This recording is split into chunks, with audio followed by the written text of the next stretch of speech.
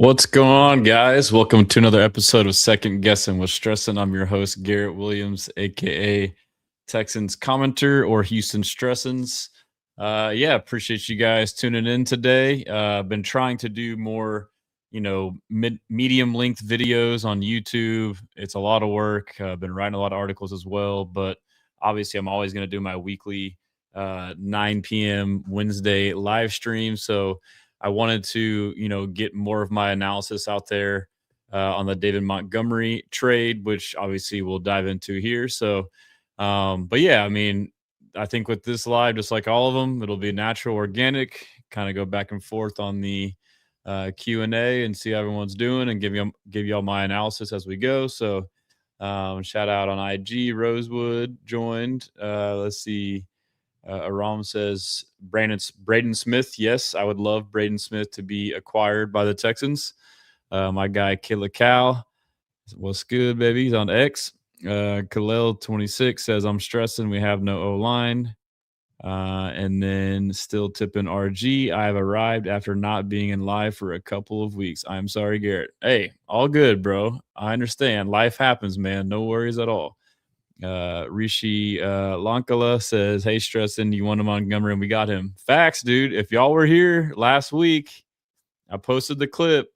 I think most of the people in the chat with me we were kind of agreeing together, but I shared hey, it came out last week that Brad Holmes, the GM from the Lions, when asked about David Montgomery at the combine, was saying he has to want to be here. So it's all right, he's going to get traded. And I was like, he would be the perfect fit.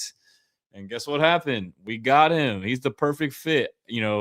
I know there's mixed reactions among fans, but for me, I'm big blessing. I'll dive back into it here in a second. Lando Slat says, Swarm Texans. Yes, sir. Nathan says, do you think Isaac Suamalo would be a good fit for the Texans? Yeah, I mean, that's definitely a name to look at. Tone I says Caden Proctor. And so just to address, Khalil says he's stressing we have no O-line.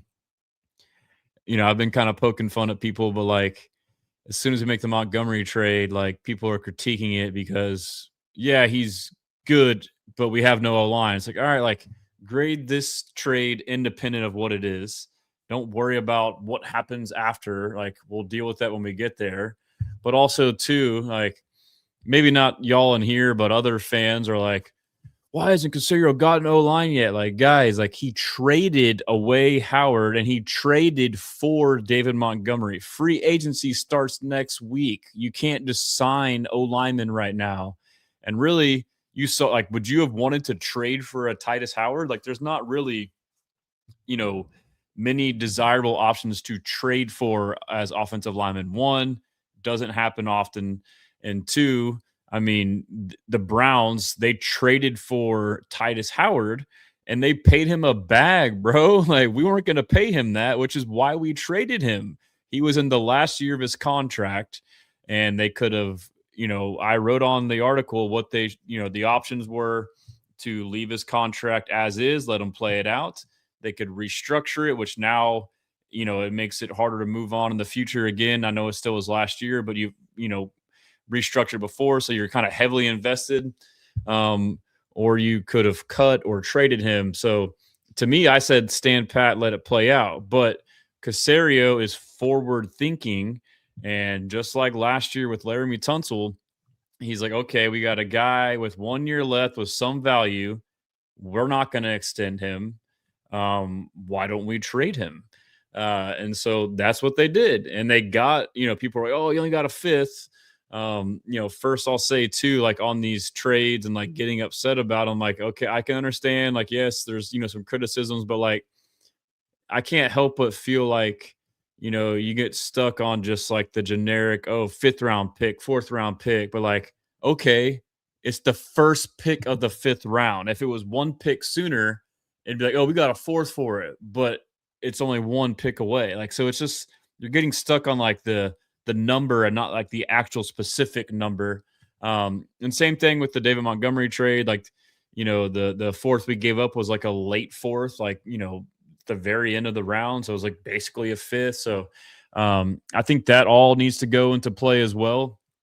But Kind of rambling there and lost my train of thought. But yeah, so I mean, yeah, as far as like the initial rant on here is people being upset that Casario hasn't done anything for Lyman yet. Like, you're not going to go and trade. Like, maybe you could trade for Trent Williams, which would be cool. But like, one, the draft capital will be insane, and two, he's old. It'll be 1 to 2 years, and three, the money's going to be insane, bro. Like, yes, it would be nice to get him, but there are plenty of viable options for offensive linemen that are tackles.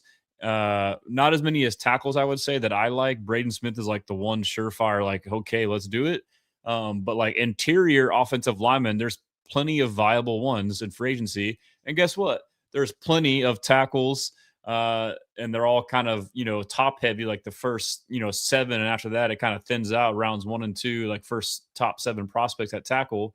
And then, some of the guards go later.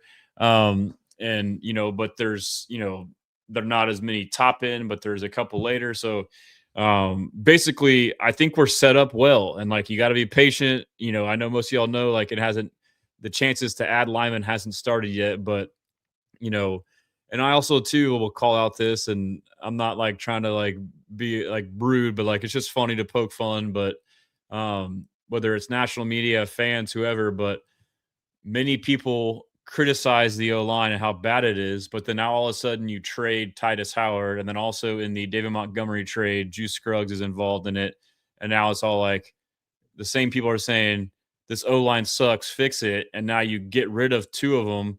You're like, why are you trading them? It's like, this is what you want, right? And it's very similar again to last year with Laramie Tunsil. Like, the initial reaction from a lot of the general public was, why would you trade your best O lineman on the worst O line? And then, but the thing is you reset the O line. So now, believe it or not, like, it didn't feel like last year that they had a backup plan to address the O line once they traded Laramie Tunsil. I do feel like there is some things to consider. Last year, I feel like I need to dig into the numbers exactly, but they were much more up against the cap as far as having spending money to go and get guys. So they bargain barrel shopped.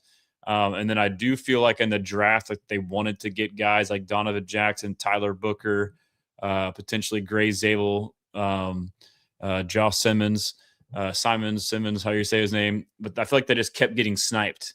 And so they traded back and got Ursary. But I do feel like from what we're seeing, and I know we'll believe it when we see it, but like, we saw the video, we played it last week of D'Amico at the Combine on NFL Network saying, like, we're looking to upgrade the offensive line position and the running back position. And guess what? He's already upgraded the running back position. So he sounds serious. Like, they sound serious. But regardless, I get, again, Laramie was your best, but overall you created a better net 5 as a result. We had, as bad as our O-line was this last year, it was better than the year before without Laramie. And so why wouldn't it be better again next year? And so now they're almost forcing themselves into doing a reset. And another thing to note too with Tytus, he was, like the last lineman that wasn't drafted by Nick Casario. And now Kaimi Fairbairn is the last standing player from the Bill O'Brien regime. So there could have been an element too of where Tytus Howard was, they maybe wanted a reason or excuse to move off of him, and this kind of made it easier. And shout out Tytus, by the way. He was very understanding. He had a message to the fans showing appreciation, support. And I will say, I have been a big fan of his, and I've had his back.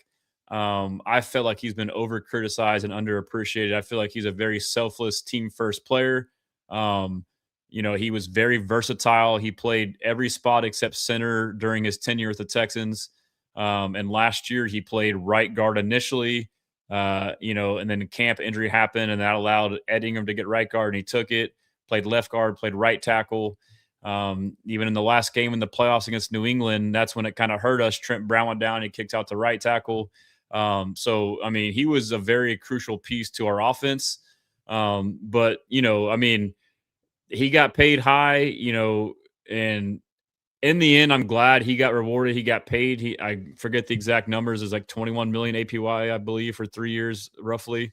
But I was happy to see that because, in my opinion, like him going from tackle to guard was a selfless move in the sense that obviously tackles make more money, and if he starts to play guard and now gets slotted into guard, he could be leaving money on the table. But it seems like it ended up working out for him in the end because it sounds like the versatility that he showed is something the Browns valued, and he ended up getting compensated for it. So, but shout out Tytus, man. I mean, he's been a stud for us, and he was never necessarily an elite tackle or guard or elite O lineman, but he was pretty dang good and reliable and versatile.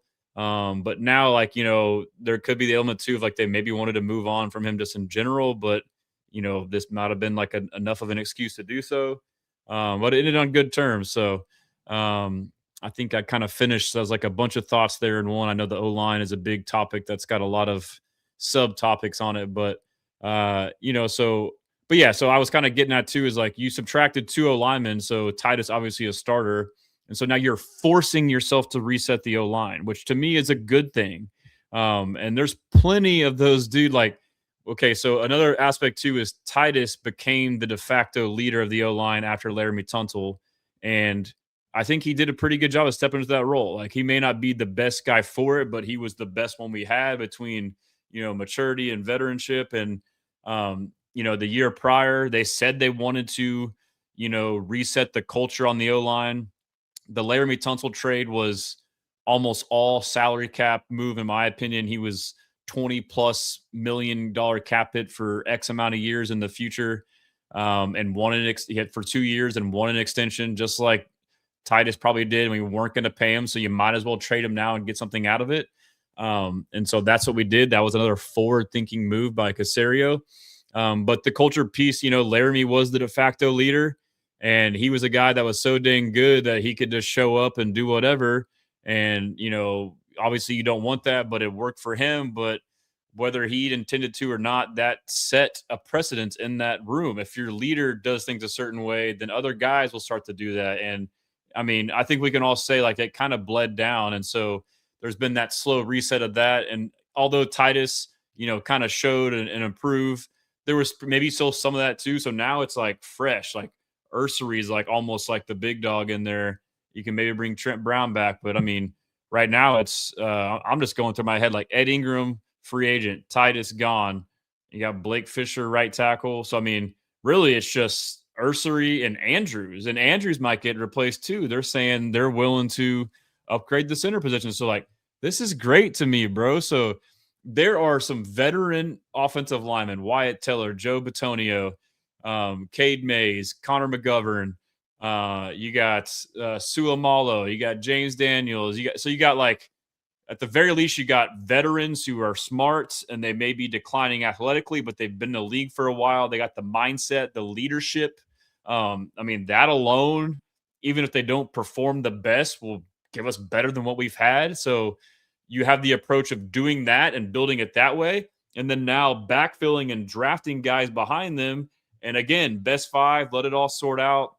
They've shown, I know their approach, we all may not be a fan of it. I go back and forth on how much I like it or not, but their approach is optionality and flexibility. So guys that can play multiple positions, they will value that. And they lead themselves out over to options. So, and also too, DJ Bieneme speculated that he heard, rumblings about how Ariante Ursery could be moved from left tackle to right tackle. Maybe this is the first move of that.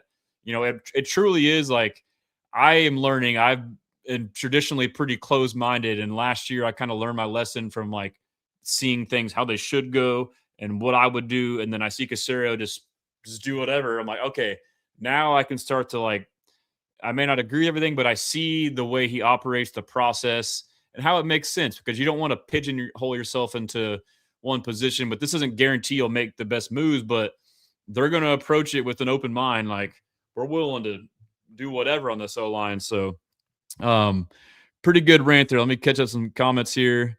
Ola, I don't know what that's called. Your name is a long name. Oh man. I just burped up a po' boy. I forgot I had a po' boy earlier and some gumbo. That was a nasty burp. Sorry. Get some water there.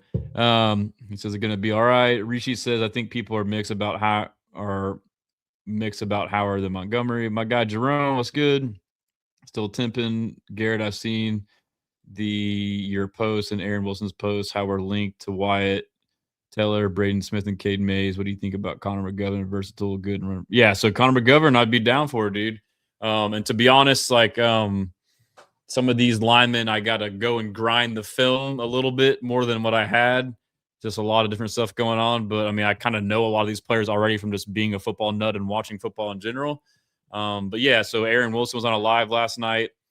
He said that, you know, there was like tweets that like Nick and, you know, other guys and Jacob that reposted that there's mutual interest. But like the context in which Aaron said that was that from what he knows from a good source, I believe is what he said, or someone he knows close to CJ, that CJ would want Wyatt Teller is what it was. So I don't know if that it's the Texans. So, but yeah, these are all names we want to hear. So, and then Olav says people need to chill out and see what they're going to do when the free agency gets started. Yep.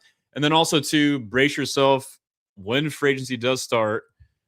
The past 2 years, the first day is kind of underwhelming for us, and everyone starts freaking out, and then it goes on after that. So, Andrew Flores says, "Is there a scenario where Mixon stays?" I mean, I don't know. I hope so, but I mean, if you just traded for David Montgomery, a guy who wanted out because he wasn't getting enough carries, only to have him now be in a backfield with Woody and Joe, then that wouldn't make sense. So, like, just from that element alone, I would say no, and there's mystery and intrigue around it. So if you cut him, which sounds most likely, which Aaron Wilson reported was likely last week, $2 million dead cap, save it, $8 million in cap. If not, I mean, is there a potential trade value? I think it's better for us to get the money than to trade. I think you maybe have some cap savings potentially too with the trade, but you know, who knows what happens? Maybe we'll find out one day. I wish him the best. Like, you know, if and when they do move on from him, it's going to be tough, but yeah, I feel bad. You know, I'm sure whatever happened, it obviously wasn't intended to happen. It's a weird deal, whatever it is. So I'm sure he's just as frustrated as we all are. Kalel says, how do we accumulate 23 million in dead cap by trading Tytus? And so I used to like freak out about dead cap, but like, you know, dead cap is basically money you've already paid for. It's not cash, but it's cap that's allocated towards that player already. So that would be like signing bonuses that are, you know, through restructures or, you know, through signing bonuses, money that's already in the accounting sense paid towards him. So whether you traded him or not, that money would have already been dead cap regardless. So it's like, it doesn't really, it gets kind of overblown in that sense. Cause then like, it's more so like, oh man, we wasted it. But like, you know, but you also save money too. So, and it's something too, like if you're Casario, like you've already known this, like, we're freaking out, but like this has already been accounted for by them. Like they've already known about this for a year plus, however long it is with that specific contract. So I do think like it's not like that money was there and then now it's gone because he's gone. Like it was already gone. It's already been accounted for. So like you have to like it's just a mental thing. Like, man, we wasted it, but did you? It's not. Yeah, I'm having a tough time really explaining it, but like it's not as bad as we think. Scott Roberts, I do guard and free agency, tackle and draft. Let's do both. Let's do both and both. JB, but regardless, we got options. He says, seems to me Tytus Howard isn't that run blocking O lineman. That's blocking linebackers 6 yards downfield on run plays. The kind of lineman D'Amico wants. Casario got to upgrade. Yeah, and so I didn't want to like come out and say it and be too harsh, but like doesn't really seem to have like a lot of that dog in him, you know? I mean, I think the guy used to be a quarterback in high school.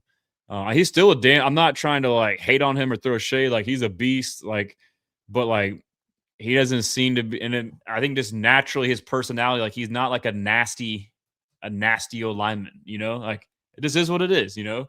And you could go get a guy who's lesser, but more nasty, like Keelan Rutledge, nasty.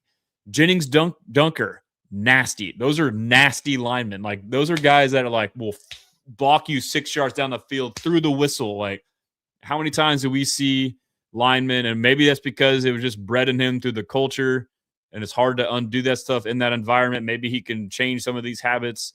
But like, we just didn't, we got to like, and it takes, so like when they said they want to reset the O-line room, I think it does take time to do it. You can't just do a hard reset 1 year. So like last year we saw most of them gone. And now this year, most of them gone. I think from the O-line last year, Shaq Mason, Kenyon Green gone. Laramie Tunsil gone. That's 3. And so the only holdover was Tytus and Patterson. Right. Yeah. And so then now, pretty much everybody's gone again right now. So I think we'll be in good hands. And I understand too the sentiment of like, I'll wait and see what we do. But, I'm optimistic. Rishi says Nick Casario is a lot better than people give him credit for. It's not easy being an NFL GM. He's done a darn good job. O-line is the only thing that's been good. It's difficult to get right. Yeah, I agree. And as I've like dove into the salary cap this offseason and like looking at numbers in the future and stuff like that, and like the whole structure of it, like it all makes sense to me now. Like, okay, like I get it. Like the salary cap management side, like in our minds, like, yeah, sign this guy, sign that guy, sign this guy, sign that guy. Like, you can't do that, dude. Like, I'm sorry, let me get some water real quick. 1 sec. But that weird burp I had. So I was guilty of this too. Like, I wanted last year for them to be like ultra aggressive and like go and win now mode, and they didn't. And maybe you can like kind of do it. But like, I agree. Like, as I understand this more and listen to him and other GMs and like approach and philosophy, like he is building a long sustained contender rather than someone like me. He's like, got a window, go in, now rebuild. It's like, no, like we're going to continue that trajectory. So this 2-year window plan, I like it. But let's keep going. National media are nonsense. Dangle got to be aggressive. Need 2 starters via trade or free agency and 2 from the draft. The thing is, I don't know how many O linemen are available via trade. I'll have to start diving in, but and cap hits matter too as well. Like, I think you can find value. I think you can get 1 or 2 like pretty high guys like Braden Smith, but then also get some veterans that at the floor are a low end starter with potential high upside of like great starter, like an Ed Ingram type. But then you also draft a guy behind them. And now it's like, all right, which one of y'all can do that? And I think you can do that on like both guard spots, really. Richie says the line was better this season without Tunsil. King Lou, Cole Pop will help Nick Dumbass build O-line finally. Yeah, and you imagine he's probably involved. Do you think Nick Casario gets an extension? I'm sure he would. I think he deserves it. My guy Patrick, Sting first restructure. Yeah, I would say, I would expect a lot of, right now we're still, I'm not sure the exact number, probably anywhere from 4 to 10 million under the cap threshold, whatever it's called, and cap compliant. But we can free up through just restructures like 80 million. That's not including extensions or cuts. So I think we'll see a slew of cuts. Mario Edwards is like the one no-brainer. Joe Mixon probably so. Maybe there's some surprise cuts. Who knows? But plenty of restructures. Like, again, if you want, you can go to my websites as we get to this point. This is all going to start happening probably tomorrow and the rest of the week. But if you go to my site, let's see here, and you go to cap calculator. Let's see, cap calculator. Let me make my face bigger here because I know y'all want to see it. Oh, I need to fix this for here, but yeah, you can go in here and you can see all the moves to make. Shout out Texans takeover. So right now, this may not be an exact number, but minus 8.81 million. We're trying to update as all the moves happen, which obviously on Monday there was a lot of different variables there. But yeah, so you can kind of see, like, I think, Daniil Hunter, you can extend him, you can restructure, and you click the button, and then it automatically adjusted the cap. Now we're in the green. Boom, one move, we got now we're 9 million, bro. Like, Derek Stingley, someone said restructure him. Okay, let's do the max restructure. Boom, 26 million. Like, what the hell, dude? Like, you just did nothing. Let's Will Anderson Jr., you're going to extend him. No duh. That saves you $4 million for this year in cap. You're at $30 million. Like, let's see. Is Joe Mixon still on here? I hate to do this. This is going to bring tears my Marla Edwards Jr. Let's cut pre-June cut. Okay. What else we got? Oh, David Montgomery's on here. That makes me happy. Who else we got, dude? I think that Hutchinson, and so I pointed this out. Tytus Howard had one.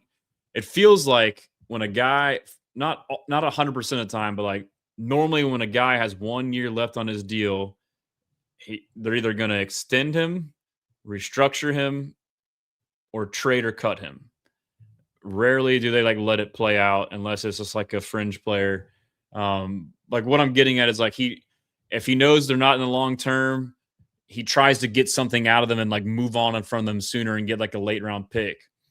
Xavier Hutchinson could fall into that. Like I've been a fan of his. He's underrated. He's developed. I know he provides depth, but like if they see like another receiver in the free agency market or in the draft that they want to replace him with, then you just get rid of him now. I'm not vouching for it. I'm just saying it could happen. And that would give you 3.6. He would fall into that bucket. There was a couple other names that could potentially fall in that bucket. Like Tank Dale has 1 year, but obviously he's come back from injury. You want to see what he can do and then extend him, obviously, if he shows well. But like Jarrett Patterson could fall in that bucket. I know he's decent depth and versatile, but like if you're overhauling the whole line, you could, Juice Scruggs was in that bucket as well. He was 1 year left and you traded him. Like, we're going to cut him anyways. Here, we'll throw him in the deal and get David Montgomery. Jarrett Patterson could fall into that bucket. Henry T could fall in that bucket. That's probably an extension, in my opinion, if anything. Maybe they let him play it out, but maybe they see other linebackers out there and move on. I don't know. Like, I'm not vouching for any of that, but go on here and check it out. It's pretty cool. You can kind of, and at the very least, when you go on there, like, you get a understanding of like, oh, like how this stuff works. So I try to make it informative because when I did that, I learned a lot. There are some notes along the way. I could make it more informative and maybe add some stuff. So shout out Over the Cap and Texans Cap. We use a lot of their data information for that. My guy, Larry Payton, what's up, Stressins? Tytus was great for the Texans and did everything they asked. Yeah, I agree, man. I mean, I would say true professional, bro. I mean, true professional. Rishi Howard is definitely versatile. Doesn't mean he was good. Yeah, I mean, I think he was good. I just don't think he was top tier elite. He wasn't quite as good as his value of his contract. JB Allen, I hope we can sign 2 to 3 free agent linemen and draft 2 linemen with our top 3 selections. That's it. I mean, yeah, I don't see why not either. And he says, also, I believe Ingram has to be one of those free agent linemen considered signs. I would love to have him back, but I'm terrified he's going to be like 15 to 18 million. And to me, he's not worth that. Like, you're going to be buying high. And Casario at the combine said, we'll see. He just had the best year of his career. Like, he didn't say it like that. And he said, like, we'll have to look at our options at that position. To me, it's like, he's like, fuck, like, we're going to get priced out. And I don't want him just because he had a good year with us and there's chemistry and familiarity. Like, to hell with all that. You don't overpay. We had him for like $4 million last year. I believe we traded for him last year in his deal. He was a $4 million cap hit. Now you want him to be a $15 to $18 million cap hit, or you can go and get a veteran that's proven for 8 to 10 million, or a flyer on somebody for like 5 or 6, just like you did with Ed Ingram, and hope that they hit. I mean, that's the approach that I would go. I know it's not reassuring, but they've shown that they can scout and find and develop guys. And there really is, like, you find guys like Ed Ingram, probably more zone blocking in the Kevin O'Connell scheme. And now he comes into a gap scheme, downhill duo, and it fits him, bigger bully. And that's something to look at too. Like, I'll probably deep dive in this week. Like, I would assume that they're going to want big guards, and I cannot lie. I think they'll get big guards in this downhill physical duo, like just big linemen all around, bro. Like Trent Brown is a big MF-er, just clogging shit up, dude. Brandon Hallam, my 3, Wyatt Taylor, Tyler. How do you say his last name? I always just read it. Beads and Trent Brown. I would take Trent Brown, very least Trent Brown. at the worst, swing tackle. I know Fisher's in there. I don't know what their plans are with Fisher. But Trent Brown definitely could be a starter, was a starter for us. He's probably good value. He's not going to be crazy expensive. But yeah, Wyatt Teller down. And so, yeah, at center, dude, there's plenty of options. Ryan Kelly, Tyler Bead. There's a bunch of lists. I'm going to write an article and I'm going to go through. I got to get on this shit ASAP. All the positions. I made us do one master free agency, each position in my list with each. But like, I don't know if I want to do that or if I want to do position. I wanted, dude, I'm so mad because we went on here on the live stream and I said I want David Montgomery. I said my top 2 backs that I wanted and that would fit perfectly in this offense was Josh Jacobs and Jordan Montgomery, like pretty much the same. I said I had them slightly above Kenneth Walker. Because Kenneth Walker obviously is great and fast and all that stuff, but I don't think he would fit as good in this downhill physical offense as those 2 big bruisers. I would have been happy with Kenneth Walker. I would have been happy with Travis Etienne. I would have been happy with a trade for Tony Pollard.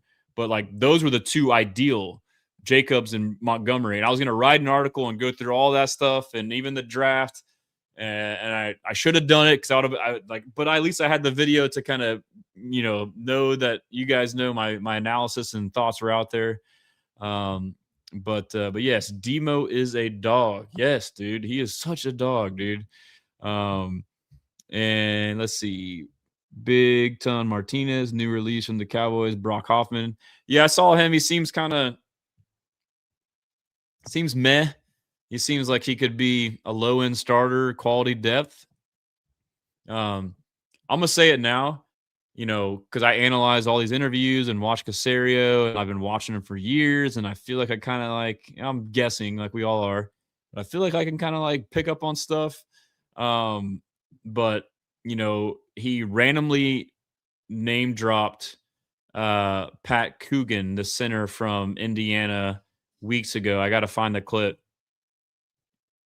And I forget the context. He was like, yeah, sometimes players get overlooked, or it was something like the center from Indiana, Coogan or whatever. I was like, okay.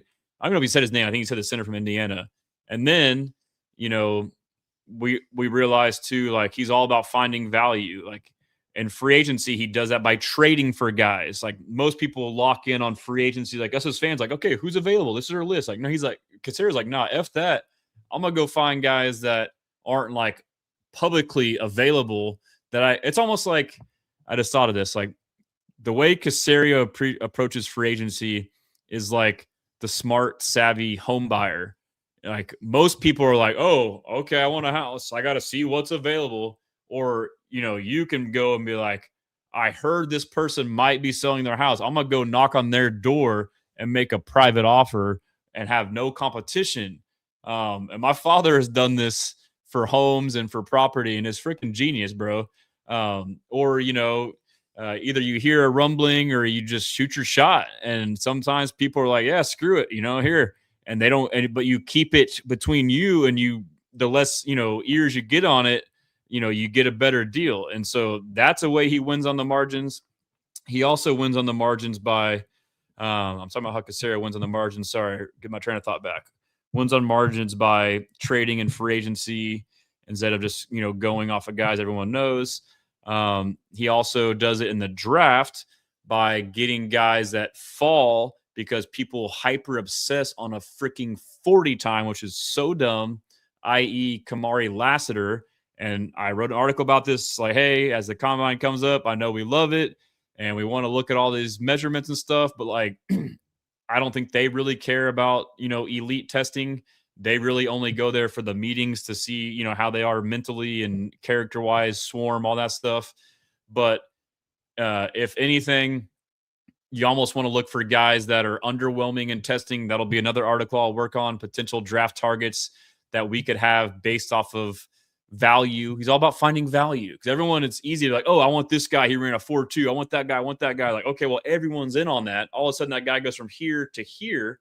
Whereas you have someone who was here, a top pick, but then ran a 40 and now they're back here. And it's like, well, it's the same player on tape just because a tenth of a second with an unreliable system that doesn't translate to the game And so now, like, yeah, I'm going to pick him. That's Kamari Lassiter. So that's a way that he wins on the margins there. And then I realize this as well. Age is another way. A lot of guys are falling in the draft or fall in the draft because of age. And they're like, oh, well, he's a 24-year-old, 25-year-old, 23-year-old, and he won't make it to his second contract. Casario at the combine said, I don't give a shit about that. Like, if the guy can play, fits our system, got the right mindset, we're going to get him. And so you find value there. Other teams like, oh, no, what about second contract? He's 24, he's 23, he's 25. You know what that means, though? He's going to step in and play right now. So, like, you'll be fine. Rather than having 1 to 2 years of development, that older player is NFL ready and will play right now. And then also, too, they can still make it to their second contract. It's really just the third contract, which at that point, it doesn't matter. So that's another thing to look out for. Not sure how I got on that. Oh, Pat Coogan is how I got there. So Pat Coogan, they said they want a center. He name dropped him, a month before, said he wanted a center, or said he would look at getting a center, potentially upgrading, was like open about it, was kind of like crazy to see him do that. And then now, like, the next day talks about age as well. I'm like, those 3 things say, like, Pat Coogan, to me, I don't know why he's so far. Like, this dude is a beast, was on Indiana. He talked about him because, so when he initially name dropped him, they were talking about the portal. I forget the interview who it was with. And, how is it with guys transferring? He's like, yeah, sometimes you got to see why they transferred. Like, the guy from Indiana, like, we're trying to see it.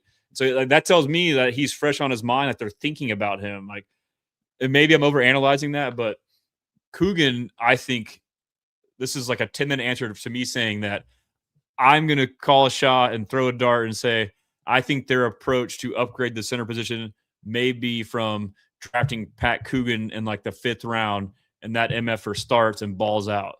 Because pretty often you can see, I feel like interior O linemen, like especially like center, it's not uncommon. Like even Jared Patterson was like a 5th round that can come in and like play right away. I'm hoping that he would be better. So yeah, another long rant. I am a crazy mind. All right. Rishi says, question is whether the Texans want rookie guard or rookie tackle to start in the line. So this is, what, to me, I don't, I usually think like this, and I'm learning not to, at least with the way they operate. I don't think that they're going to go in pot committed to anything. It really, truly is. Like, we saw it last year. It's a free-for-all, bro. Like, they're going to get a bunch of damn options in there, and y'all freaking battle it out, and whoever gets it, gets it. But then you want to also do that, but then have depth. So I don't think they're going to go in with a rigid mind of, like, this guy is this spot. Like, no, like, let's just get a bunch of them in there, bunch of viable options, maybe some flyers, maybe some underrated, overrated, and it'll sort itself out. That's a boring, lame response, but yeah, let's see.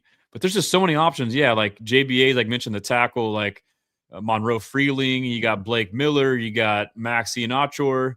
Lomu if he falls. I mean, dude, there's a lot of options, bro. You got Vega if he falls. You could trade up for him. You got Pregnon in the 2nd round if he's there. If we could trade back. The mock draft by Jordan Reed was fire. I loved it. I know we hate trading back, but if you can trade back from 28 and get an extra 2nd round pick and plus a 4th or whatever else it may be, and still get one of the cluster of guys you would have gotten at 28 at 32 or 33 or 34, wherever your next pick will be, then yeah, and then you get an extra 2nd round pick on that, and you can double dip, dude. And I think our position, like the way our team is constructed, obviously now it's free agency what to fill some of these voids on O-line. I think they'll fill in with some veteran O-line. And now that we crossed off a big need with David Montgomery at running back, it's really just O-line, interior D-line, and then now if you're being picky, like a blocking tight end with receiving upside, in my opinion.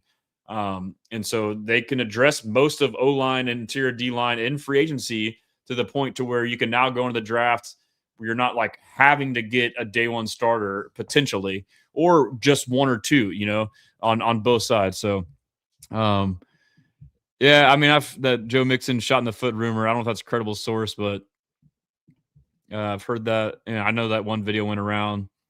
Offseason dream list: Jalen Hawkins, the Patriots, Wyatt Teller, Connor McGovern. Yep, Jennings Dunker, my guy. I mean, there's a lot of options, man. A lot of options. I think that I'll have to do a deep dive analysis. He says, "Where do you think?" He says, "Who do you think could take Pregnon before 38?" I don't know. I'd have to look into it off the top of my head.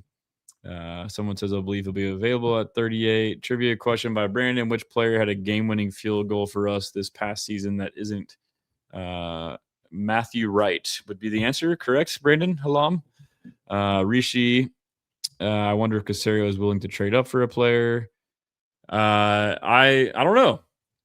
I wanted that to happen last year. If he does, I would be only down for Kenyon Sadiq, which unfortunately he had a crazy combine. So now he's probably going to go towards the 15s more so than later in the early 20s, which I said if he kind of fell towards the early 20s, you trade up. It's probably less likely now. Vega, same thing. If he's around the early 20s, I would do it too. And then before that, it was Jeremiah Love. If he were to fall, probably not going to have him. But now we got a running back. We can still take a running back too, though. We can still take a Mike Washington. We can still take a Jonah Coleman. Yep, it was Matt Wright. See, I knew how to do it. I knew the answer. But yeah, so I'm kind of sorry. I'm not getting to all the comments. Rob, when will you see Nick start reconstructing players' contracts and make cap room? I don't know. I know Texans cap kind of alluded to it. Like, it has to happen between now and, the tampering period, you would assume, to kind of have money lined up to go. I am sorry about my Instagram friends. I didn't get to the comments. As always, if you want me to see them, X, preferably YouTube or Facebook. Instagram still fine. Shout out Nathan, asked about Isaac Suomalo. I think he would be a good fit. Ed and Amen said, what are your thoughts on the O-line process? I guess I just went through that. Thanks for the comment. Drew Breezes, is there a scenario where Merrickson stay? LOL. Probably not likely. Just Bam, I got a feeling we're going to do something crazy in free agency. Looking forward to it. Oh, yeah, dude. Nick's a madman. Nathan, do you think Tyler Biads?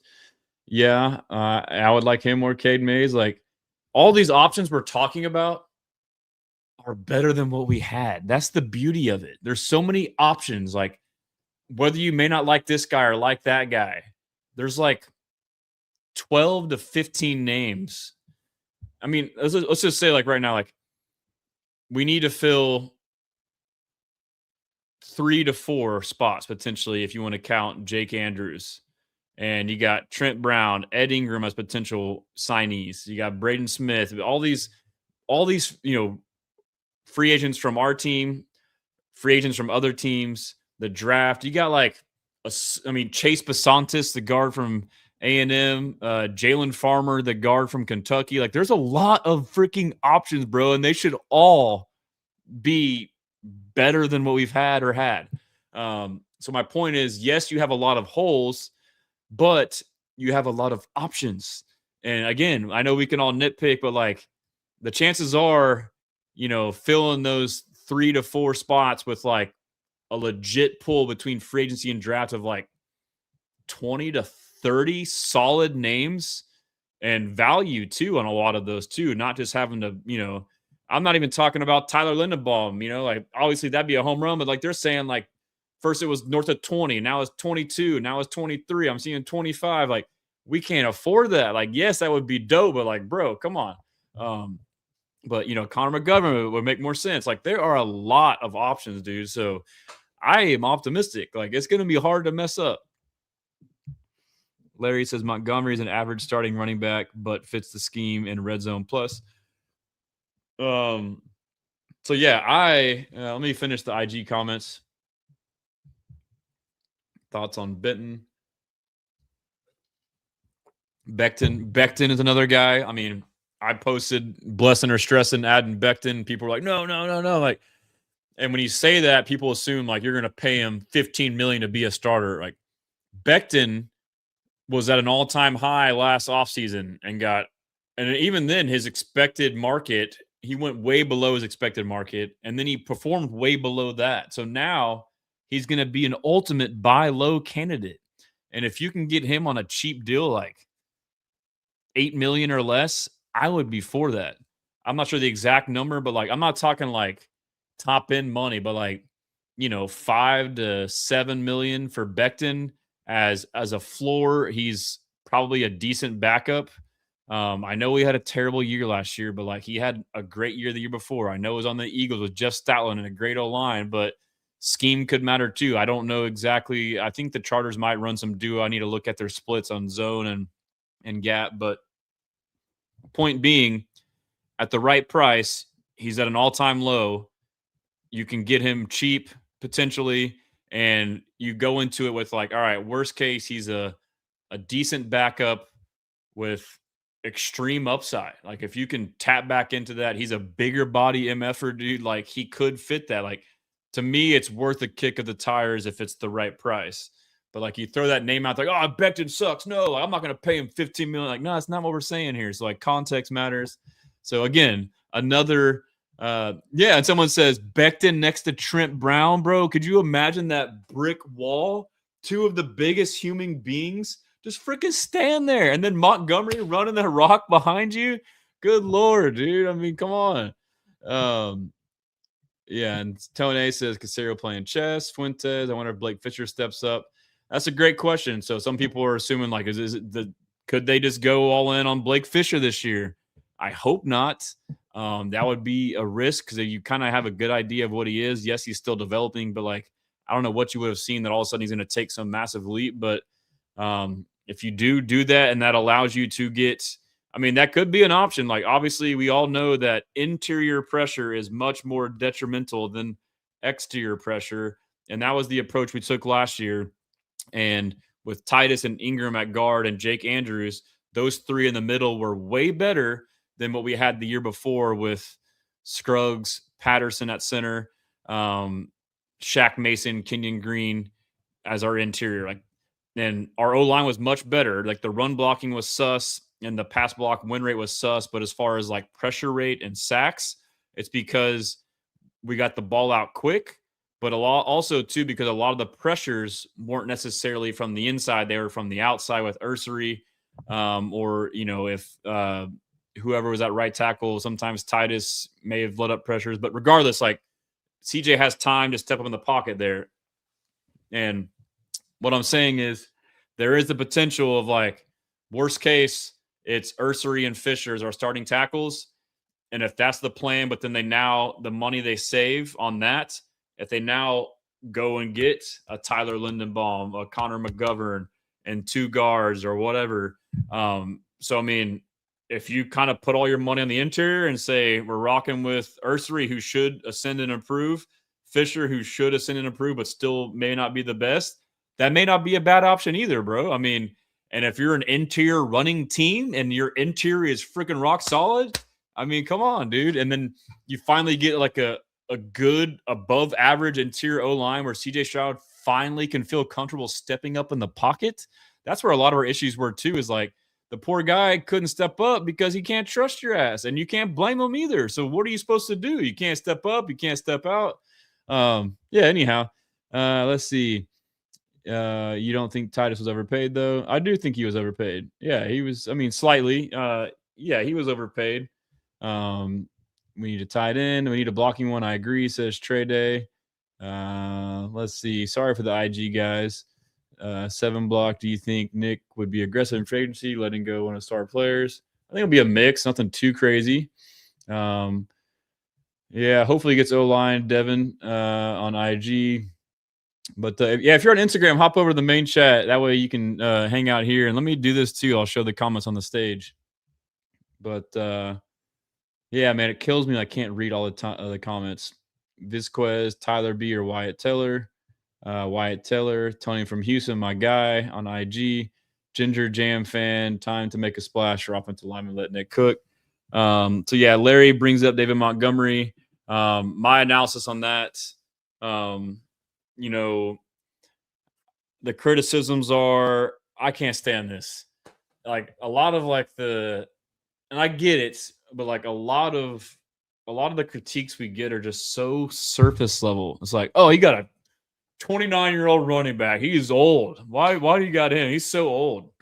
It's like, bro, like, have you watched this motherfucker, dude? Have you watched David Montgomery? This guy is a fucking dog, dude. I'm trying not to cuss. I haven't cussed all stream, but I'm talking about David Montgomery. He is a motherfucking stud, dude. Like, do you not watch fucking football? Instead of saying, oh, he's 29. I don't give a fuck how old he is. Joe Mixon was fucking 29 when he came to the Texans last year.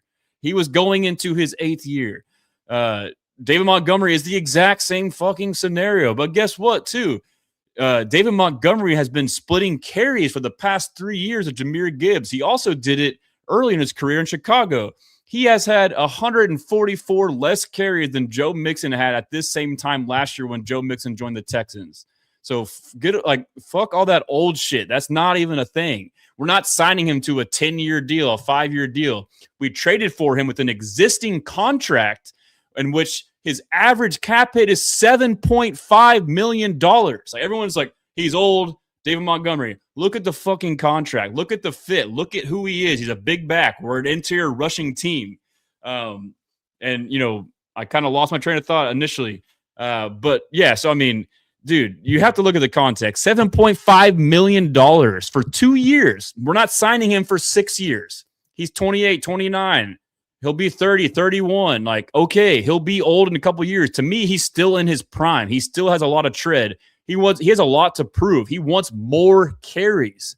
And so he's been kept fresh, and he's coming here as something to prove.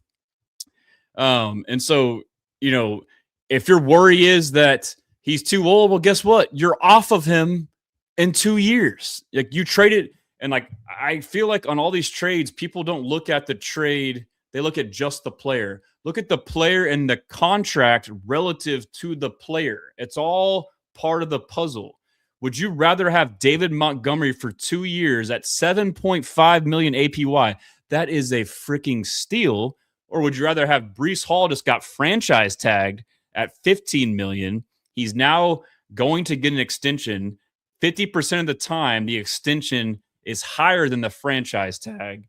You got guys that are getting, you know, 20 plus million at running back, and CMC is right below that, but his deal was done in like 2020.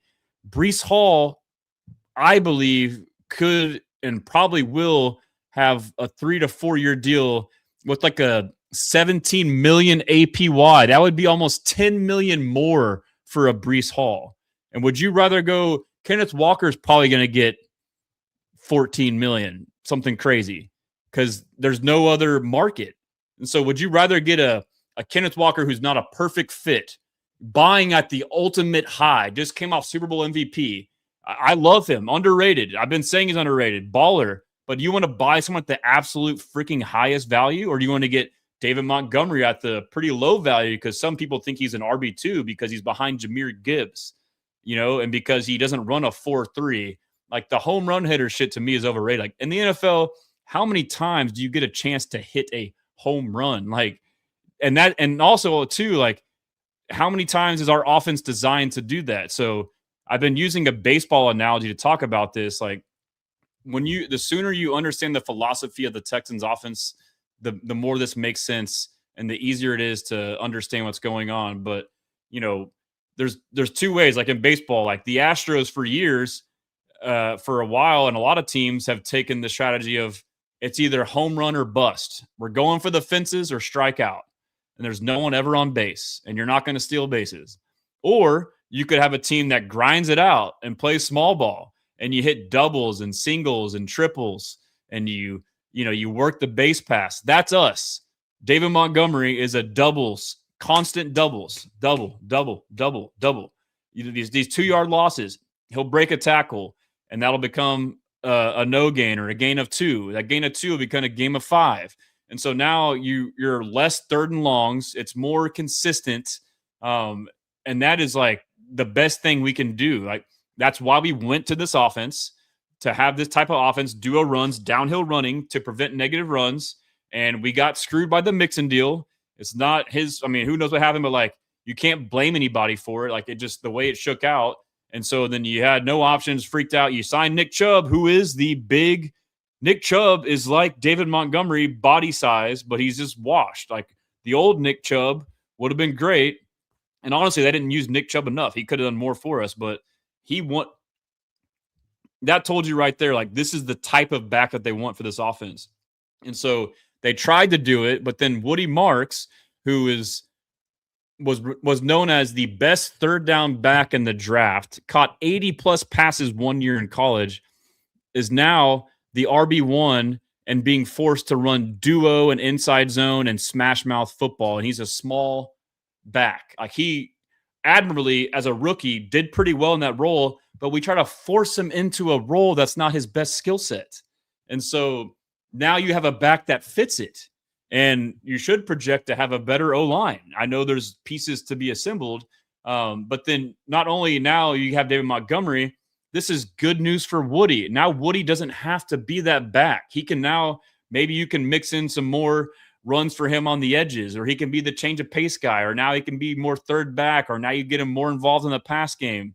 Like, you take that pressure off of him to do that. And so, dude, to me, the David Montgomery deal it's insane. Like, and then again, like the numbers of the draft pick, we traded a fourth for him. Like, yeah, a late fourth, a fifth. And basically when you boil it down, and Jarrett Patterson, all of a sudden Juice Scruggs, all of a sudden Juice Scruggs is like a beholden commodity. Like, y'all been shitting on this guy all the time, and now we want to be like, we traded Juice Scruggs. Like, dude, he wasn't going to do anything for us. He had 1 year left on his deal. We've seen what he can do. I like him, good player, but like for us, he was a backup player, depth, rotational. So yeah, if they found that value, like, we're going to probably cut you anyways. Here you go. And a 7th round pick, like, dude, 7th round pick. Okay.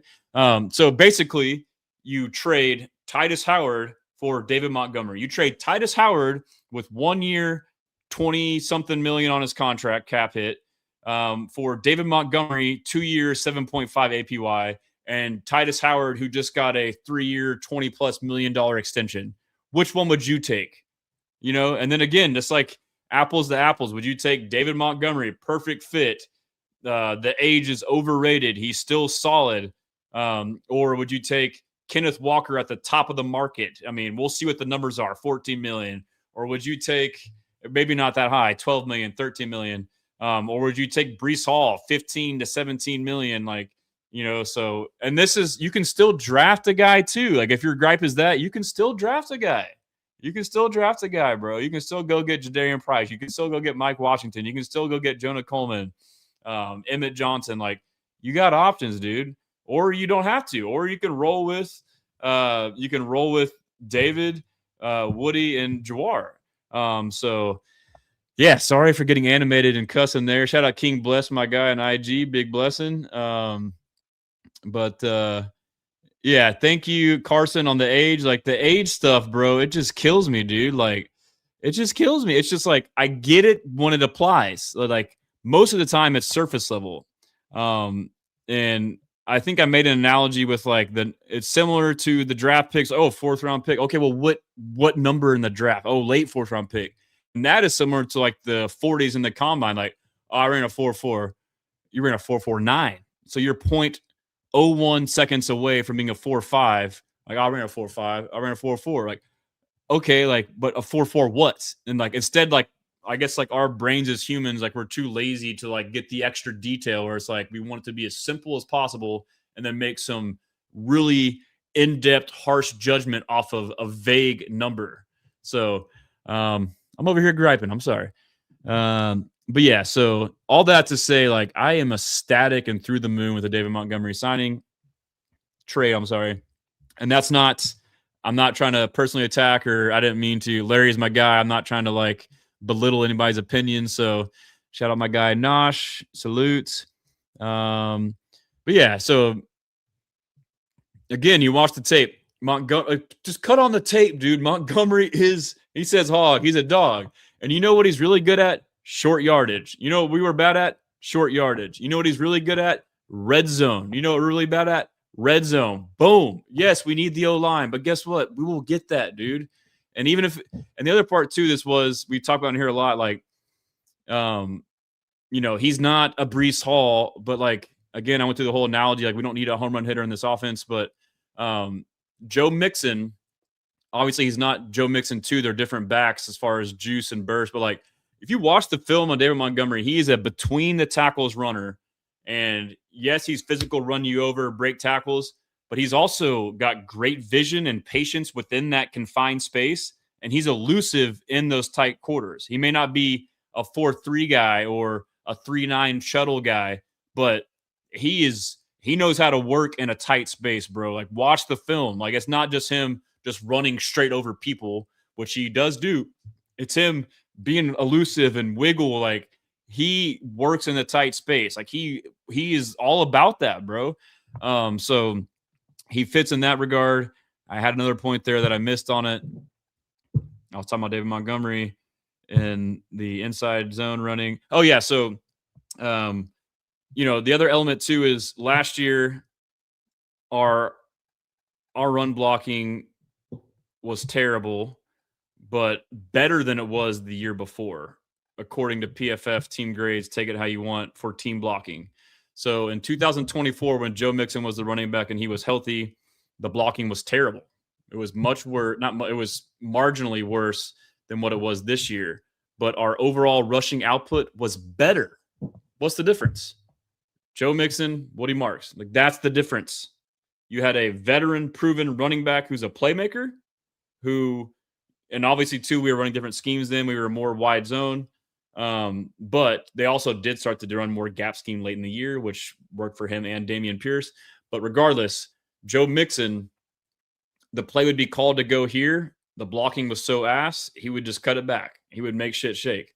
And that's something we didn't really see with Woody. And that's not a knock on him. He's young.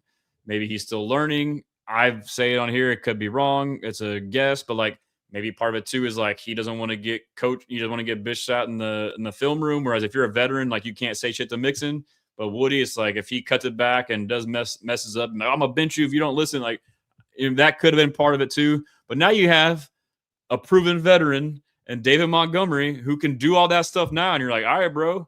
And like you're gonna sit there and think you're gonna dog cuss David Montgomery. Like, he's a dog, bro. So he's got the attitude, hopefully the leadership. So.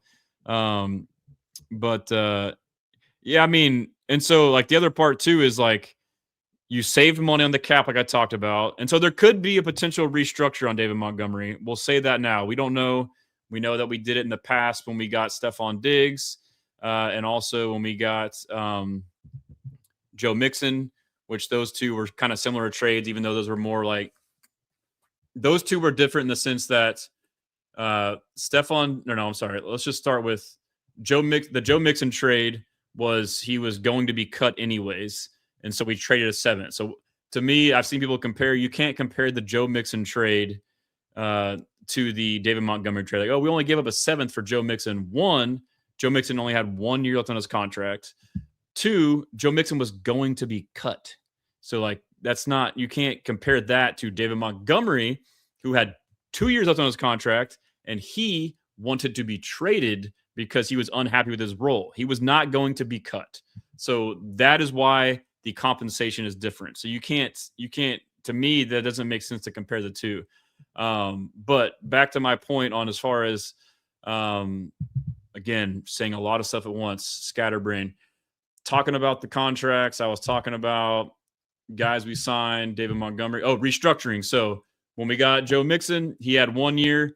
It made sense to restructure to get him. It was 1 year to make it a 3-year deal. So that made sense.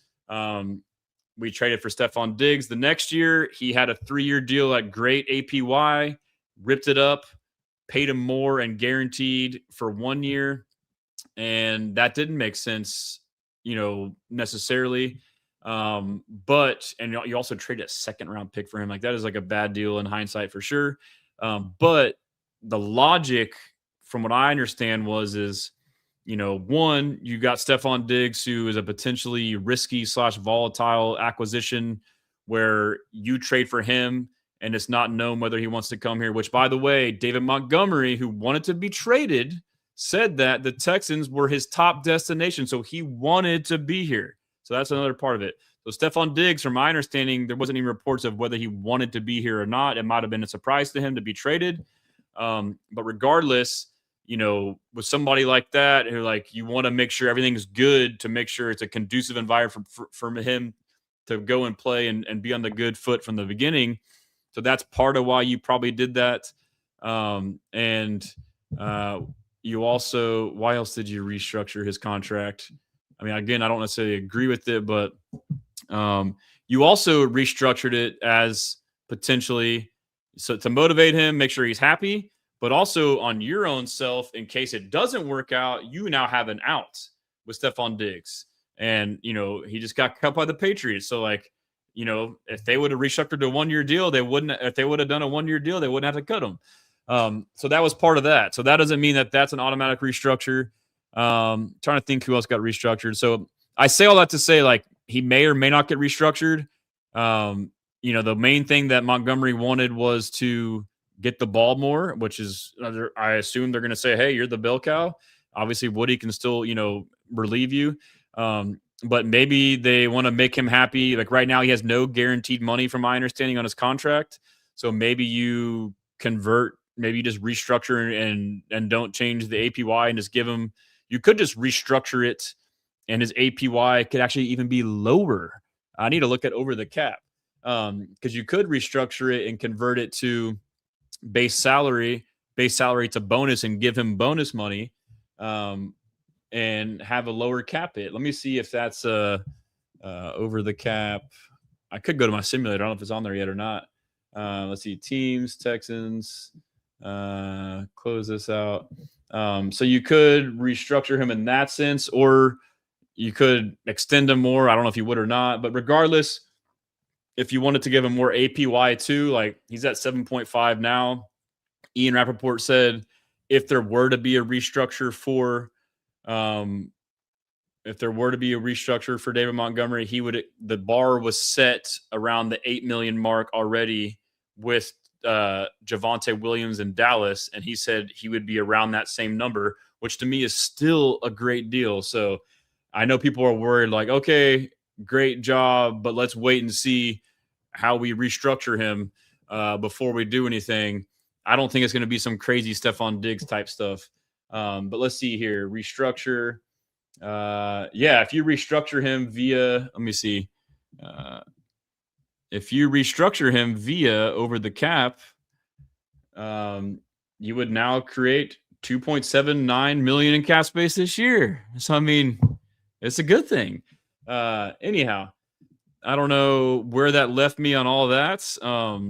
I feel like there was maybe one more extreme detail on the David Montgomery trade, but I'm happy. Oh, so the other element too I wanted to make on that was I like that Nick Caserio was proactive rather than reactive. He got out in front of it. He was aggressive. He heard that Montgomery may be willing to get traded by the Lions. And so rather than sit there and wait for franchise tags and guys to get traded for, and then wait for free agency to approach and guys to start hitting the open market, they found their guy and went and got him. They probably heard reports too about what guys would cost and said, screw it, dude. Like, this guy already has a contract. Let's just trade the capital. So so I guess I started this long rant to say that you getting David Montgomery now allows you, which they still have to do and prove it, to be more well-equipped to get better O linemen, because you got super cheap salary cap, 7.5 cap hit this year, could be reduced by almost $3 million if you restructure him. And you didn't really trade a pick that would have, you traded Tytus, who obviously you have to replace him, but you probably want to replace him anyways. And you just used the pick you got from that trade. So you didn't lose draft capital in that sense. And also, what was the other point? Yeah. So, I mean, it helps you in that sense. It helps you as far as getting linemen. It's more conducive to that. I feel like there was another angle to it, but you get the gist there. Man, Montgomery's a dog. He was my pick to come to Texans. I appreciate that, Nosh. I agree. He's pretty aggressive, though, with carries. We give him easily. He'll be 1,000-yard back. Yeah, dude, he's going to be a stud. And then Brandon says, I know Walker and others have been injured at times. Yeah, he's durable. Montgomery is durable, dude. And people call him a backup back. Yeah, he was a backup to Jahmyr Gibbs. If you want to start using that as like an argument, like, well, he's a backup. Okay, well, like, how many shitty backs started for shitty teams? Like, are you clamoring them as a starter? Like, yeah, they're a starter, but like, again, context matters here, you know? Montgomery would have punched in those drives, stalled in the 10. I hope you are right. Another RB must be out of the squad. Yeah, I wouldn't mind another RB. Montgomery, Mike Washington, Woody, Marks. Yep. We are among the worst teams in short yardage. Yeah, so I mean, you know, obviously the short yardage and red zone is mostly interior O-line. Like there's no ways around that. But the running back also helps. He won't solve it all by himself, but it's a really, really, really good first step. And now, and also too, like this is one way to make CJ Stroud's life much easier. If you can now actually have, for the first time in his career, a run game, just imagine what he can do. He's had one of the worst rushing offenses every freaking year.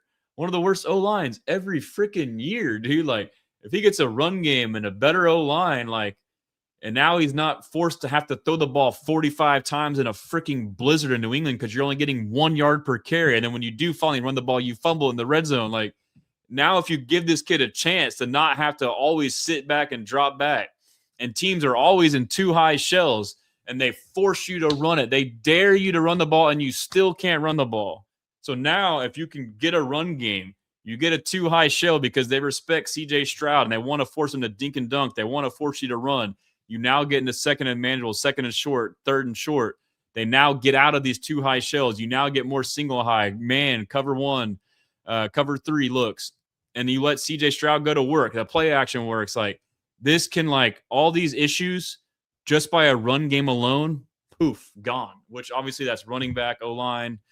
But yeah, so I mean, that John McClain, Burner, Trent Williams, and move versus the right tackle. It could happen. I don't know if it makes sense, but it could happen. Yeah, man, I'm kind of long-winded there.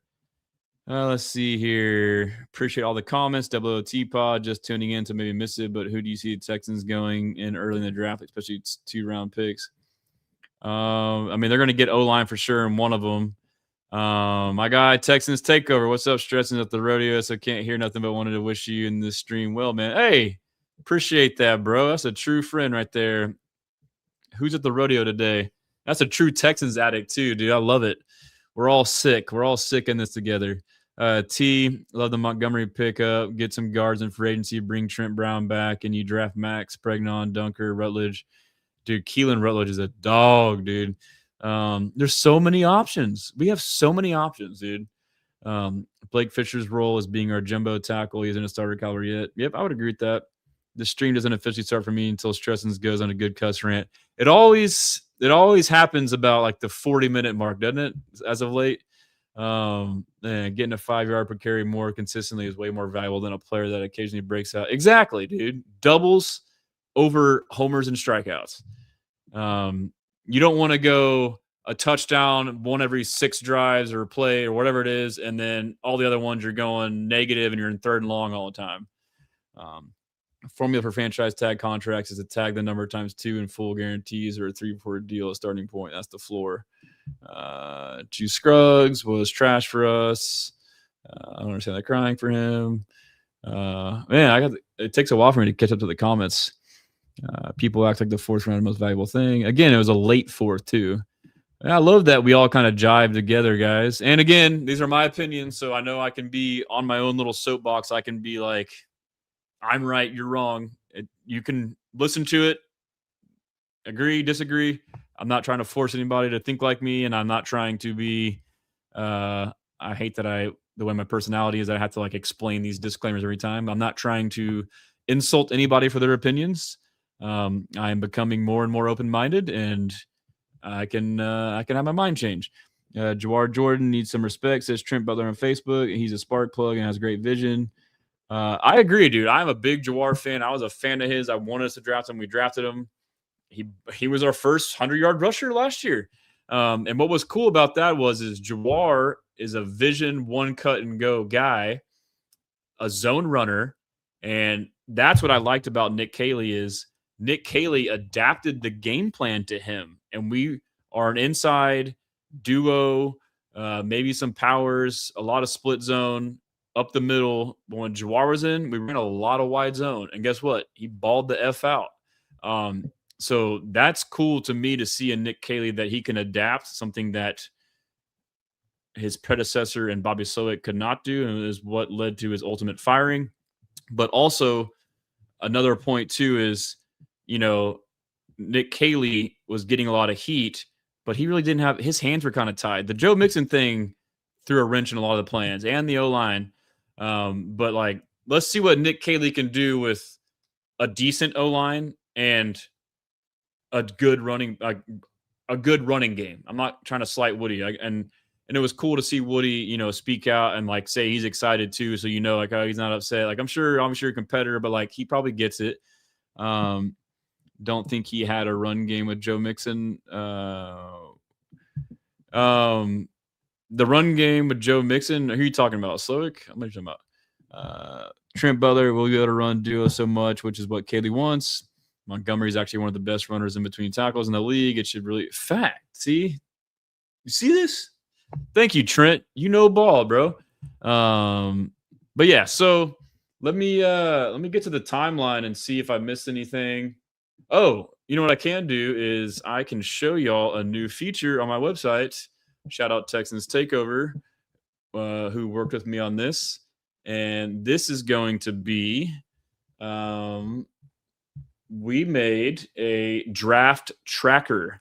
And so at the top here, if you click on draft, it's also pinned on my Twitter right now. But via all the local media, Cody Stoots, Landry Locker, Jeremy Chuggs, Ruben, Aaron Wilson, from them at the Combine and various, reporting meetings, formal, informal, Combine, Senior Bowl. We need to add like Senior Bowl and stuff on here too. But, a lot of these too, I guess the idea is if you met formally at the Combine, obviously they may have had other ones and those don't matter. Like, okay. But yeah, so we're kind of tracking that. But yeah, so you can do it. You can sort it by positions. You can, so like, okay, how many linebackers have we met? We've met with 1, 2, 3, 4, 5 linebackers. And these are just the ones reported. We don't know. There could be more. How many O-linemen? Okay. A lot of O-linemen. That's good. So this is kind of an indicator too, typically, of where a lot of the meetings is where they are looking to upgrade. Running back, there was 4.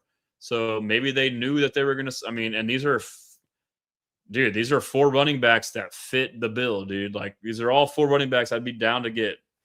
And then let's see. Defensive tackle, it should be high, right? Big need. Yeah, we had quite a few defensive tackles.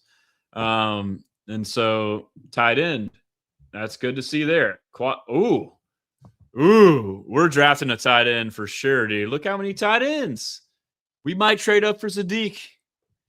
Dude, meeting with, obviously they're going to meet with most people, but they had a formal with Sadiq. Trade up for Sadiq would be so Sadiq. So sick. Sam Roush is my guy, informal. Dude, there's a lot of tight ends, dude. So like, we can get a good, I want a prototypical tight end. And that meaning in line, a guy who can block first and foremost, and then also receive, where I would want, because Dalton Schultz to me is like the true Y slot receiver. He's a big receiver almost, and he's actually blocking better in this scheme. But I don't want another. We have Brevin Jordan coming off ACL, which they extended him while he was rehabbing, so they're committed to him. I don't want another gadget H tight end. Or if they do get someone that's more like that or more like Schultz receiving wise, that could signal that he's the replacement, which Kenyon Sadiq, obviously, he's a unique specimen, 6'4", 2 whatever, fast as hell. He's not the best blocker. He's a pretty damn good blocker, and he's a freak athlete. But like guys like Max Clare, more of like a prototypical tight end. Sam Roush, Justin Jolie would be more of that H-back tight end, like Brevin Jordan. Tanner Koziel to me is just a straight up Y. He's like a skinnier Dalton Schultz receiving tight end. Maybe could develop blocking, but that would be like a true like receiver type tight end. Marlon Klein is underrated. He's fits the prototypical tight end bill. I believe Joe Royer fits that as well. Oscar Delp as well. So, I mean, anyways, check that thing out. Let's see here. And also, you can click subscribe to my newsletter. Plenty of articles, been pumping those out. But yeah, so we will go to, let's see here. We will go to my Twitter and we'll kind of just work backwards here and kind of round this thing out. Obviously, Trent Williams speculated to potentially want to trade. Going to try and, do NFL news that's relative to us. Amon-Ra St. Brown said he found out by Montgomery getting traded that he texted the group chat, said it's been a pleasure playing with y'all boys. That was on his podcast, the St. Brown podcast. We talked about Mekhi Becton. He's planning to be released, so that's another potential option. I know a lot of people don't like it, but I already kind of went through my analysis on that. Amon-Ra St. Brown also said, selfishly, I'm upset, but I'm also really happy for Demo because I know how much he wanted to have a bigger role on an offense, and I think he's going to get that in Houston. And then he says he's a RB1 on 31 other teams. Houston got a crazy defense, receivers, a good quarterback. They got a good team. I think he's going to make a lot of noise. I'm happy for Demo. He's about to go even crazier. And every person you talk to from Detroit, players, fans, they're like, oh, y'all got a good one. Y'all got a good one. But yeah, so going down, I kind of talked through a lot of stuff in my head already. Like you can go to my timeline and see basically all the stuff that I say. I don't know if I mentioned Kevin Zeitler earlier, but Kevin Zeitler to me is, I want Kevin Zeitler. He is a stud. Even if he's getting older, he is exactly what you want on the O-line. Anyhow, if you want to re-listen, if you want to catch up, it'll be on my live on YouTube under live or on Spotify or Apple. If you don't, please subscribe. Second Guessing with Stressing. If you don't, obviously, all platforms, Texans Comments or Houston Stressings, subscribing on all of them would be helpful. Let's see here. Oh, dude, I forgot to show y'all. I made a freaking shirt. Well, I didn't make it. I partnered with a friend who already had the shirt. Some of y'all might not like Nick Caserio, but we got a Nick Caserio tee, dude.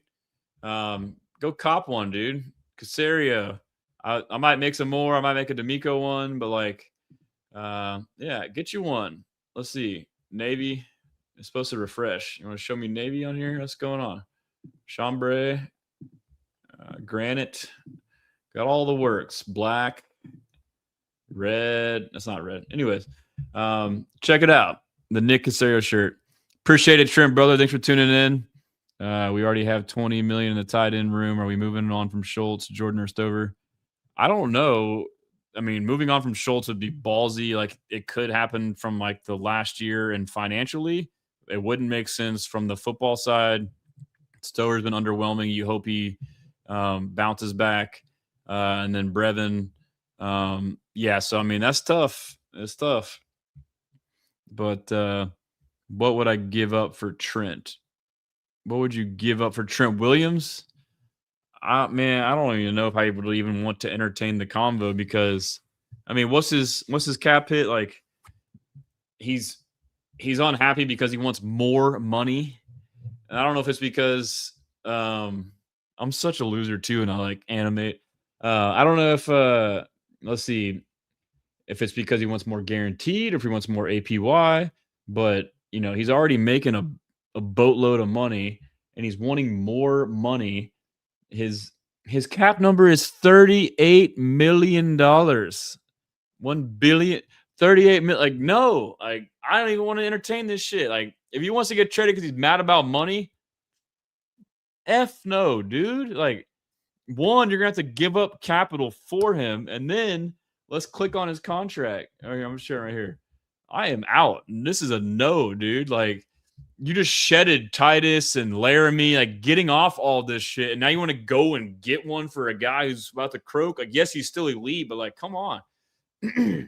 That would be very unlike Nick Caserio.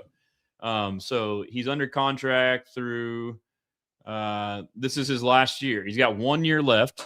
So he has a $38 million cap hit. But I'm not sure if you were to trade him, trade pre. I think the cap hit you would incur may be less and maybe way less. I'm not sure exactly if this equates to. They got 34 million in dead cap, so I don't know if that means that your cap would be roughly 4 to 5 million, which obviously that would make sense. But he wants an extension, is what it is, right? So I mean, and if his previous number, I mean, that's just the cap hit theory because they backloaded it, but his APY on his last contract was, let's see, contract notes. He signed a 3-year, $82 million contract. So what's the APY on that? It was 82 divided by 3. Let's see, 82 divided by 3. Yeah, 27.28. So, I mean, you wouldn't get him. That was just his cap hit, so don't freak out when I said 38. But, like, you want to pay him the $28 million like you just had to pay Tunsil that you offloaded? Like, it's too much, dude. Yeah, I mean, the draft capital, he's not worth anything.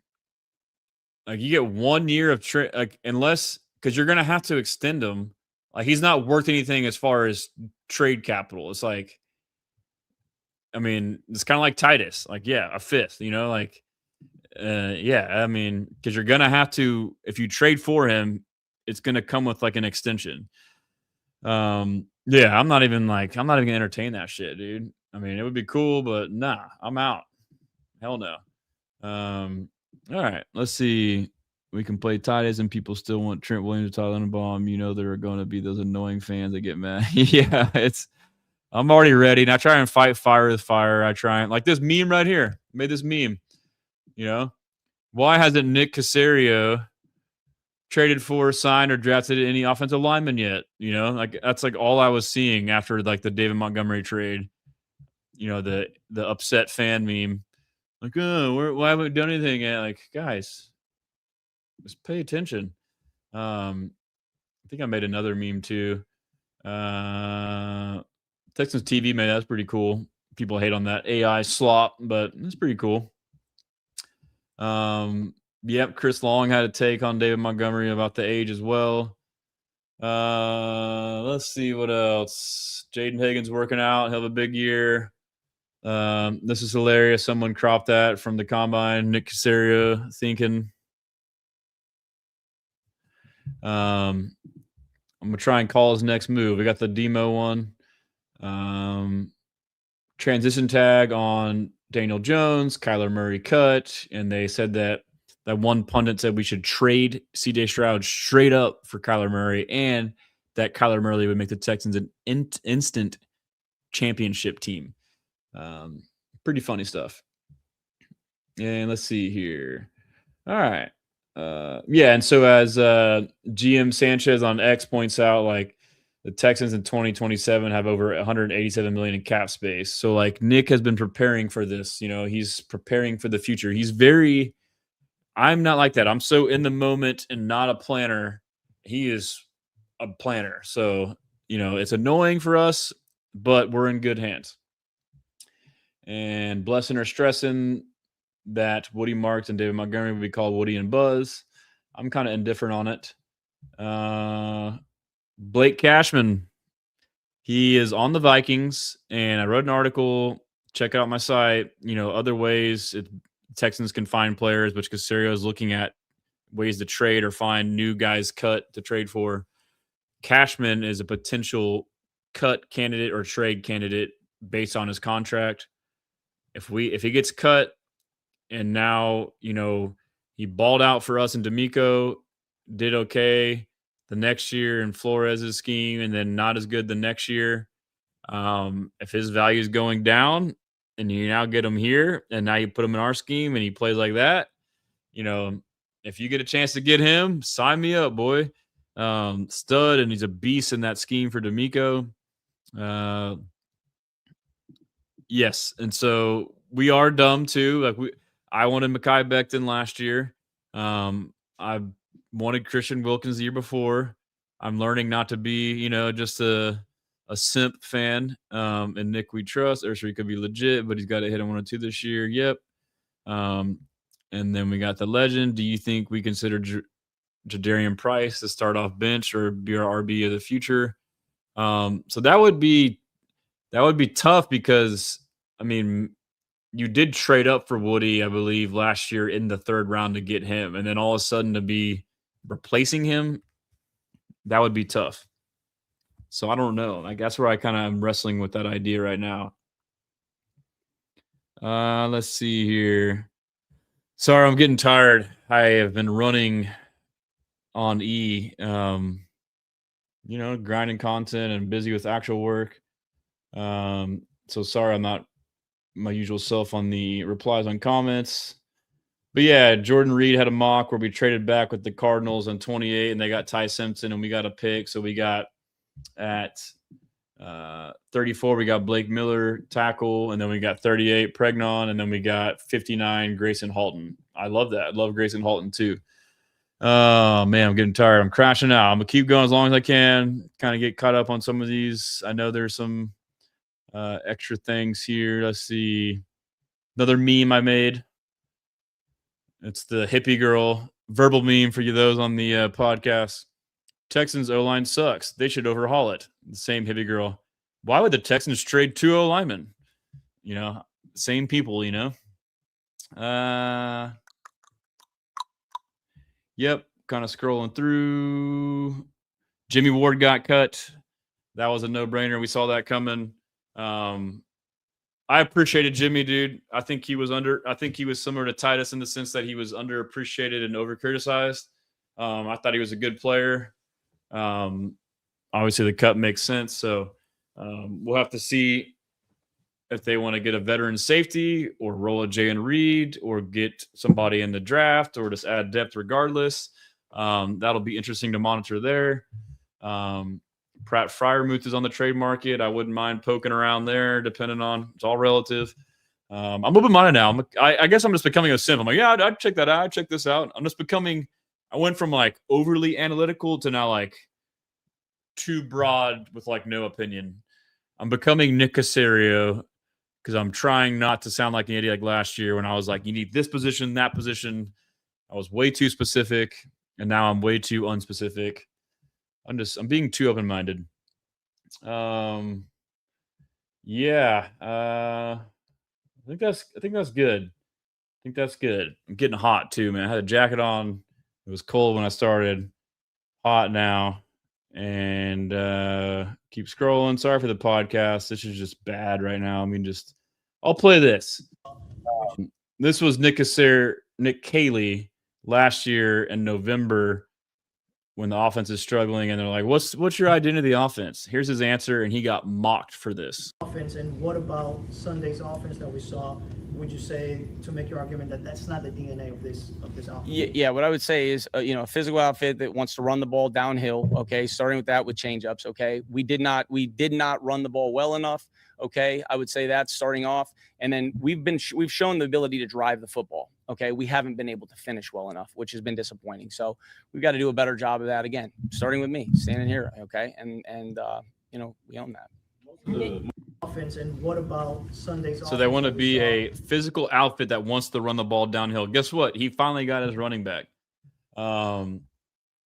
But yeah, I think that's good enough, man. Well, he's a Cyclone too, so we got another Cyclone: Jaden Higgins, Jalen Knowles, Xavier Hutchinson, and now David Montgomery.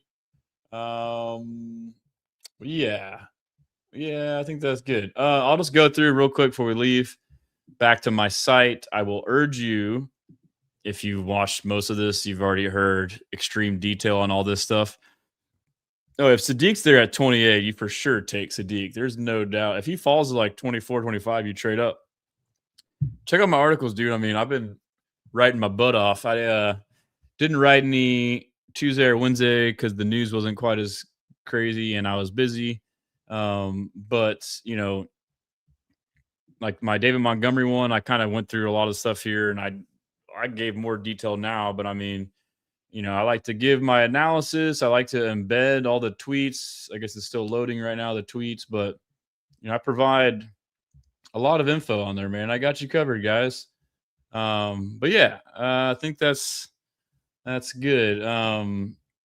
If you guys got any feedback for me on the website, on the cap calculator, on the draft deal, my hope is to, with Texans Takeover, we're going to work on, we have where you can create cap space and then you can choose to re-sign or not re-sign pending Texans free agents. We want to add other free agents. I know there's like already the stick to the model one, but I want this one to be like specific to the Texans. And then I want to have the draft, be able to do a mock draft, but then I want to fold in the info from the visits. And so you can see each player. I don't know if I'll be able to obtain this if we'll have enough time. And you can click on players and see, okay, this person has visited. Yes, no, here, there. I want to do a track record of Caserio and or D'Amico and find like a formula of like, here's all the players they've got, all the parameters, Senior Bowl, combine, visit, meeting, formal, and like all these little different parameters, Power 5 school, team captain, position of need, whatever it is, and find a formula to give you like, hey, here's like a 69% chance, nice, of this player being drafted by the Texans. Feel like it'd be fun to do. So, but yeah, I think that was a fun deal, guys. Appreciate you guys, and yeah, I got my hat on too. I don't know if you can see it. It's one of my Houston versus everybody hats. So, something I've thought about too, and I'll probably do it soon. I don't know what y'all would think about it, but I put a ton of work into this, dude. Like, obviously, articles, videos, live streams, posting everywhere, newsletter. These apps on here like the calculator. YouTube is giving me fits for monetization. I want to have like super chats, but I'm thinking about doing memberships. But I think like I would do it to where like, because I don't want to create it and then create more work for me and have a premium, but like a way to give back to me if you'd like to, like almost like as a donation, so to speak.